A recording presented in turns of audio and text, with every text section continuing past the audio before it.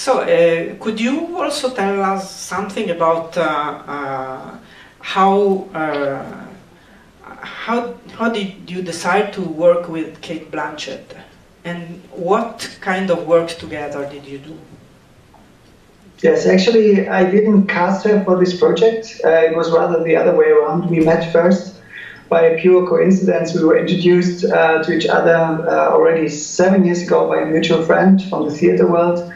And in Berlin, in an exhibition of mine, that's where she encountered my work, and then we started chatting that evening, and very spontaneously the idea came up to do something together. So that was quite a shock for me at the moment when she said that, because evidently I knew her work before and had admired her for her choice of characters in her career.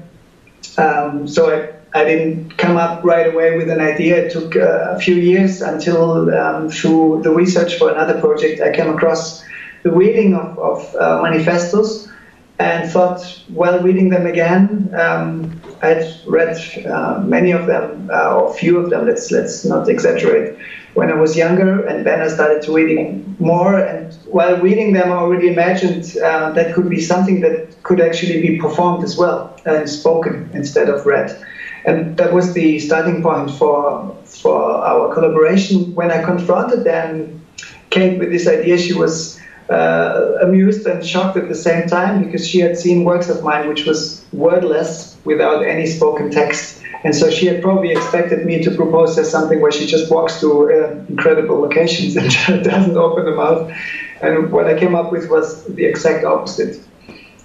So I've not understood very well. At the beginning, when she saw a first idea of your work that was without words. No, met by coincidence in an exhibition of my work in Berlin. That I've understood that. But then, when you met again and you had already developed your idea of working over the manifesto, what did she tell you?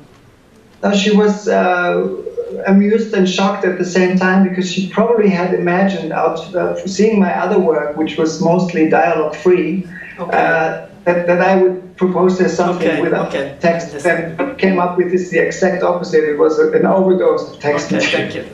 Allora, non è stato un casting che lui ha fatto a Kate Blanchett, gli ho chiesto appunto come è nata la loro collaborazione e in che cosa è consistito.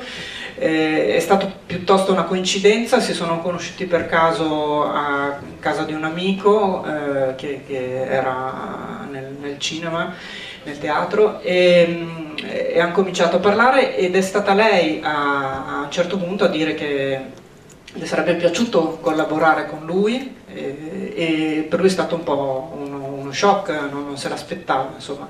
Poi dopo qualche tempo lui stava appunto rileggendo un po' di manifesti che aveva già letto da giovane, e ne stava leggendo di più, stava cominciando a sviluppare questo suo progetto, e hanno cominciato appunto a pensare di focalizzarsi su questo progetto insieme.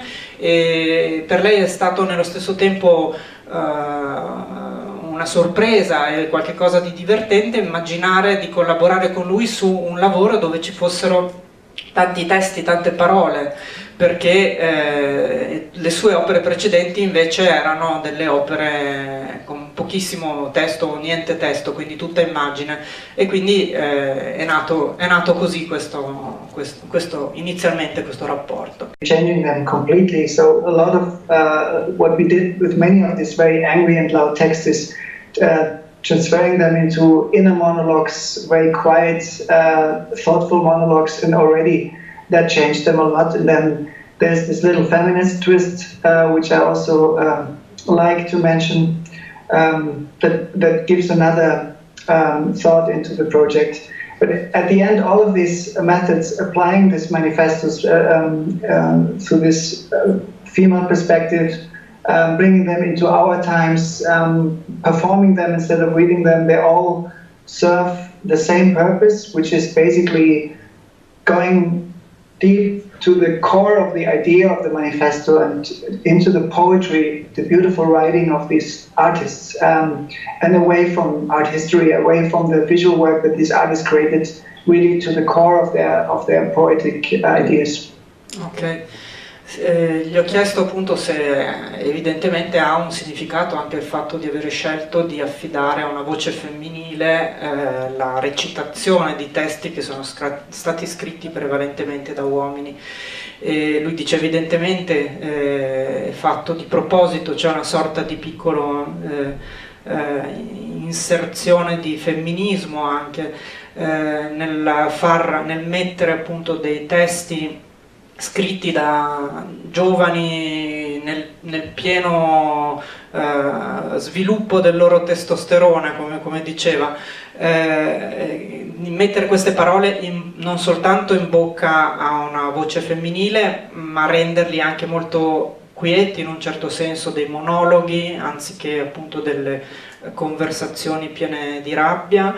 Quindi c'è un cambiamento del testo rispetto a quello che è in origine, ma che non vuole tradire questo testo, vuole anzi portarlo al suo vero cuore, alla sua profondità, alla sua natura più profonda e più autentica. Is there any other question? Sì, ok, 2, allora vado prima laggiù.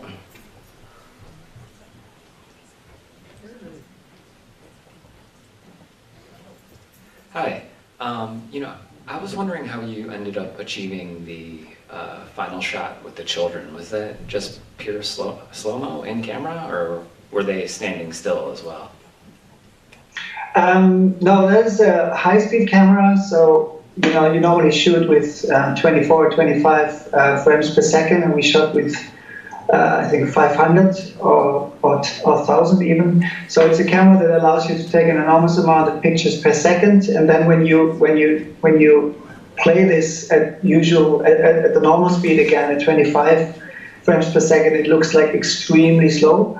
The whole movement was basically, I think, 3 seconds. So the camera was just rushing through the courtyard and once through the courtyard, and the children were doing what they're doing.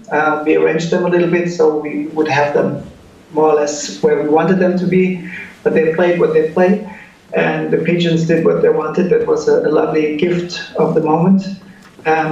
So it's that some children that didn't make a lot of movement or just opened their eyes. Then in the super slow motion, it looks like they're frozen. Others, they were just jumping. They move faster, but still very slow. So that creates this kind of magic change of speed. Great, thank you. Welcome. C'era una domanda, diciamo, un po' tecnica che chiedeva come ha realizzato lo slow motion dell'ultima inquadratura con i ragazzi, e la spiegazione è altrettanto tecnica. Si tratta appunto di una slow motion molto estremo, per cui è una scena che durava solo 3 secondi, che è stata invece portata a una estrema lentezza, con anche la fortuna di avere in scena casualmente questi piccioni che si sollevano in volo e bambini che compiono dei movimenti di diverse velocità. Ci sono bambini che si muovono molto velocemente correndo, altri invece sono un po' più lenti, e tutto questo viene appunto come squadernato da questa ripresa estremamente lenta. C'era un'altra domanda? Ok, passo il microfono.